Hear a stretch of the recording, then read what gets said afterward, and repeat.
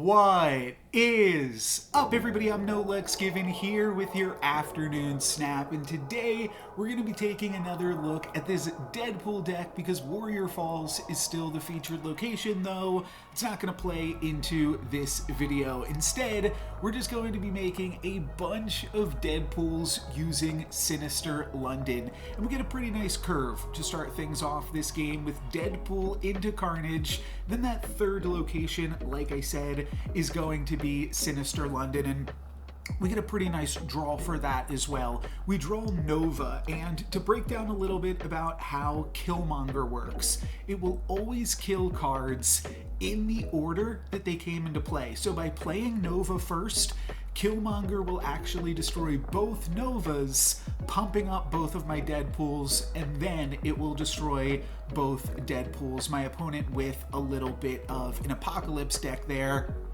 getting to discard that twice with Lady Sif is nice, but we got some really big plans for this one. I'm going to drop the hood into Sinister London as well, which is going to give us 2 demon tokens in our hand, which is kind of interesting. I might have been better off only making 1 demon token, just because we're going to wind up drawing so many Deadpools throughout the course of this game. So we'll see how that goes. I do wind up wasting a draw later on, which potentially impacts my ability to play like Death or something later on in the game, but I think it worked out pretty nicely here with all of these demons. My opponent is going to go for a Morbius and a Colleen wing this turn to continue to discard a bunch of cards from their hand, and then we're going to play double Deadpool plus Venom, which is really, really powerful. We could potentially lose one of these Deadpools here if the Venom, like if both of the Deadpools go into Hellfire Club and then the Venom also goes into Hellfire Club. Pretty low chance that all of that happens, and we are going to see those Deadpools get split up. So either way, we'll be adding 3 Deadpools to our hand, which is good. Just means we won't draw a card next turn. But that's fine, because we're going to have a bunch of Deadpools that we can play.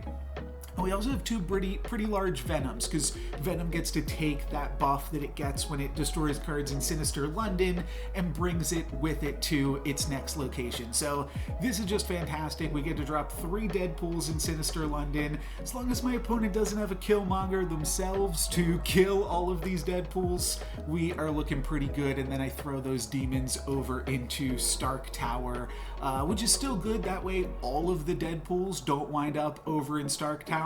Some of those will be able to go to the Hellfire Club and help us win that location as well. But we've got some really big numbers here. My opponent's going to be able to make some big apocalypses this turn, because Dracula's going to discard it, and then the other Dracula is going to discard it.